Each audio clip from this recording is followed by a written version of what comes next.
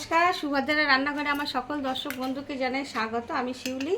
আজকে দেখো আমি কতগুলো 350 কি 300 গ্রাম বোনলেস চিকেন নিয়ে এসেছি। তো তার জন্য আমি চিকেনটাকে চিলি চিকেন বানাবো আজকে। তো ম্যারিনেট করব, তার জন্য প্রথমে লবণ দিয়ে দিলাম। চিকেনটা আমি ধুয়ে পরিষ্কার করে রেডি করে নিয়েছি। আর এদিকে লবণ দিলাম, আর একটু তোমার সয়া সস দিলাম, আর একটু ভিনিগার দেব। আমি 1 চামচ মতো ভিনিগার দিয়ে দিলাম, একটু গোলমরিচ গুঁড়ো দিলাম, আদা রসুনের পেস্টটা দিয়ে দিলাম। এবার আমি এগুলোকে দিয়ে ভালো করে মেখে নেব। মেখে নিয়ে ঘন্টা 2 আমি রেখে দেব। আর একটু কাশ্মীরি রেড চিলি পাউডারটা দেব। আমি একটু কাশ্মীরি রেড চিলি পাউডার দিয়ে দিলাম। এবারে আমি ভালো করে এটাকে মেখে ঘন্টা 1.5 ঘন্টা থেকে 2 ঘন্টা মতো রেখে দেবো। তারপর আমি কিভাবে বানাচ্ছি তোমাদের সাথে শেয়ার করব, তোমরা আবার সাথে থাকো। আমার চিকেনটা আমি 2 ঘন্টা ধরে ম্যারিনেট করে রেখে দিয়েছিলাম। এবারে আমি ওর মধ্যে কর্নফ্লাওয়ার দিয়ে দিচ্ছি। 2 চামচ মতো কর্নফ্লাওয়ার দিলাম। এবার যদি লাগে তখন আমি আর একটু দেব। আর তার সাথে আমি একটা ডিম দিচ্ছি।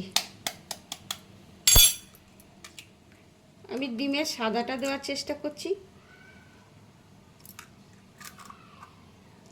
কুসুমটা না দেওয়ার চেষ্টা করলাম, রেখে দিলাম কুসুমটা।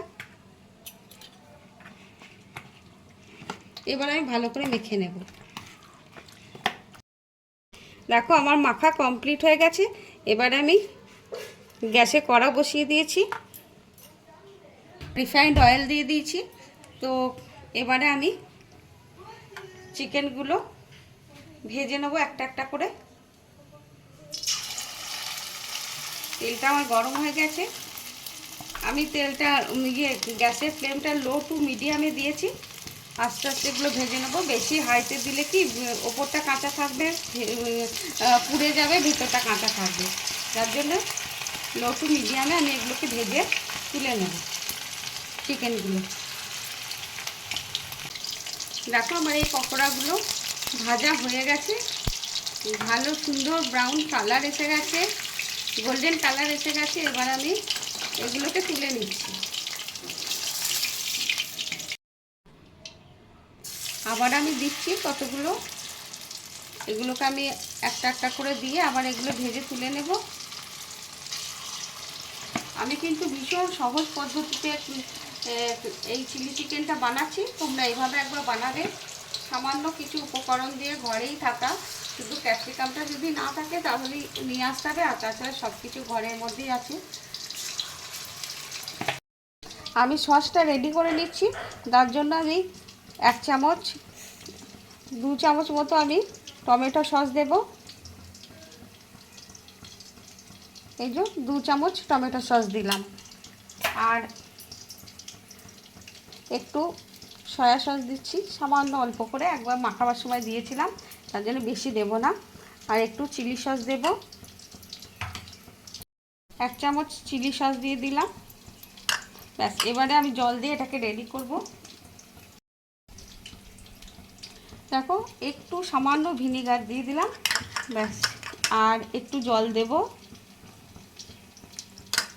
দিয়ে এবার আমি সসটা রেডি করে রেখে দিলাম। দেখো আমার পকোড়াগুলো একদম সবগুলোই এবারে ভাজা হয়ে গেছে, একটা শেষ ছিল।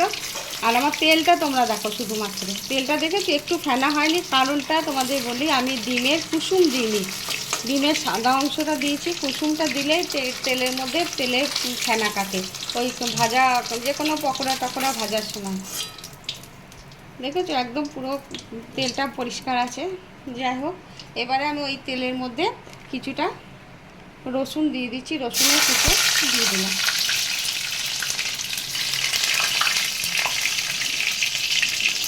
রসুনটাকে আমি একটু সটে করে নেব।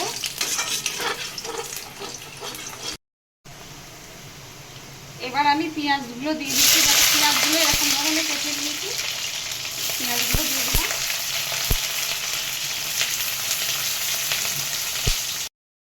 এবার আমি ক্যাপসিকামগুলো দিয়ে দিচ্ছি।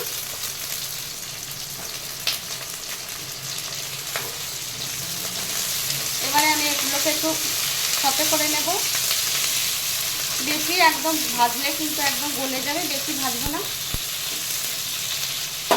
তোমরা আমি যেভাবে বানাচ্ছি এইভাবে একবার বানাবে, বানিয়ে খেয়ে দেখবে, একদম খুব সহজভাবে। বাচ্চারা তো এটা খুবই পছন্দ করে। তো ঘরে থাকা কিছু সামান্য উপকরণ দিয়ে তোমরা এরকম চটজলদি বানিয়ে দেবে।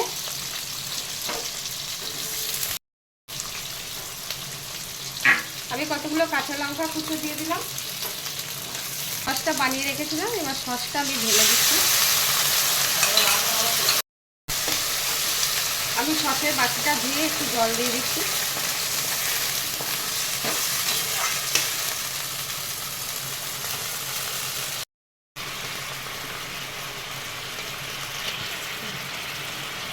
আমি সামান্য একটু চিনি দিয়ে দিলাম। তোমরা যদি দিতে চাও দেবে, নাহলে দেবে না, কিন্তু চিনিটা দিলে ভালো লাগবে। আমি সামান্য অল্প করে লবণ দিচ্ছি, কারণ আমার লবণ দিয়ে মাখানো ছিল। তারপরে সসের মধ্যেও লবণ আছে, বেশি লবণ দিলে একদম নুন হয়ে যাবে। এবারে আমি চিকেনের পিসগুলো, ভাজা পকোড়াগুলো দিয়ে দিচ্ছি।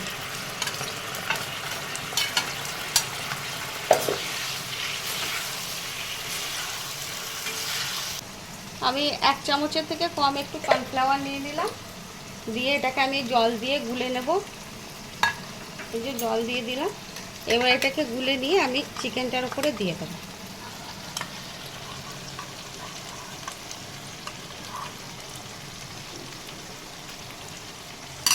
দিয়ে দিলাম, ব্যাস।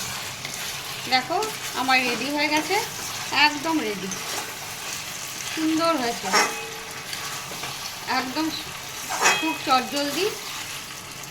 বাচ্চাদের জন্য, বড়দের জন্য, সবার জন্য ভালো। তেল ছাড়তেও শুরু করে দিয়েছে, ভারী সুন্দর দেখতে হয়েছে। এবার আমি গ্যাসটা অফ করে দিচ্ছি, দিয়ে তোমাদেরকে সার্ভ করে দেখাবো। আমার খুব সহজভাবে চিলি চিকেনের রেসিপি রেডি এবং সার্ভ করে দিয়েছি। তোমরা এইভাবে অবশ্যই একবার বানাবে, বানিয়ে খেয়ে দেখবে, অসম্ভব সুন্দর হয় খেতে। আর তোমরা সবাই ভালো থাকবে, সুস্থ থাকবে। তোমাদেরকে জানাই অসংখ্য অসংখ্য ধন্যবাদ, অনেক অনেক ভালোবাসা, নমস্কার আমার সাথে, আমার পাশে এইভাবে থাকার জন্য এবং আমাকে সাপোর্ট করার জন্য। আর তোমরা আবার বলছি, সবাই ভালো থেকো। আজকের মতো তাহলে রাখছি, টাটা।